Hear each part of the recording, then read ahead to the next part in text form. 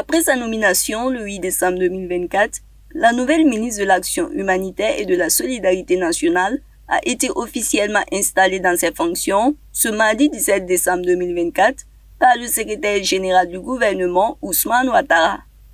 À cette occasion, l'ancienne ministre de l'Action humanitaire Nandi Somé Diallo a dressé un bilan satisfaisant de son passage à la tête du département en charge de l'action humanitaire.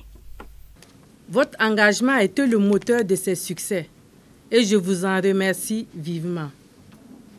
Ces résultats, bien qu'encourageants, doivent être vus comme des jalons dans un parcours encore long.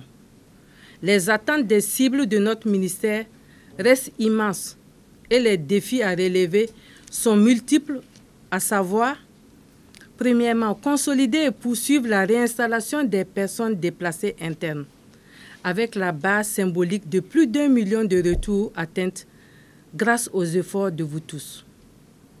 Deuxièmement, promouvoir des activités génératrices de revenus pour réduire la dépendance à l'aide de toutes les couches vulnérables de notre pays. Je tiens également à adresser mes remerciements à l'ensemble des acteurs nationaux et internationaux, publics comme privés, pour leur accompagnement précieux. Consciente des nombreux défis qui restent à relever dans ce contexte de crise sécuritaire et humanitaire que traverse le Burkina Faso, la nouvelle ministre dit vouloir travailler pour répondre aux besoins de toutes ces personnes impactées par les effets de cette crise sécuritaire, pour améliorer les conditions de vie de toutes les populations en situation de vulnérabilité et pour réduire les inégalités sociales.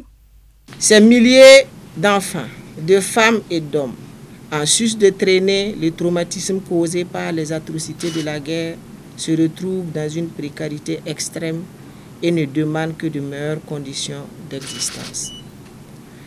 Malgré les efforts continus de reconquête du territoire par l'État et de réinstallation des populations dans les zones libérées, nous constatons que de nombreux défis restent à relever.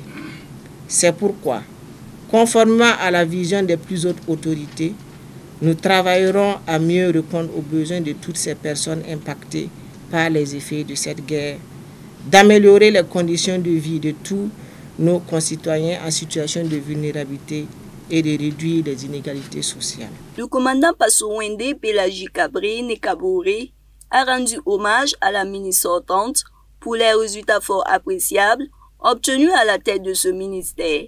Elle a exhorté les travailleurs du ministère en charge de l'action humanitaire à se remobiliser de façon courageuse et engagée pour l'atteinte des objectifs assignés par les plus hautes autorités.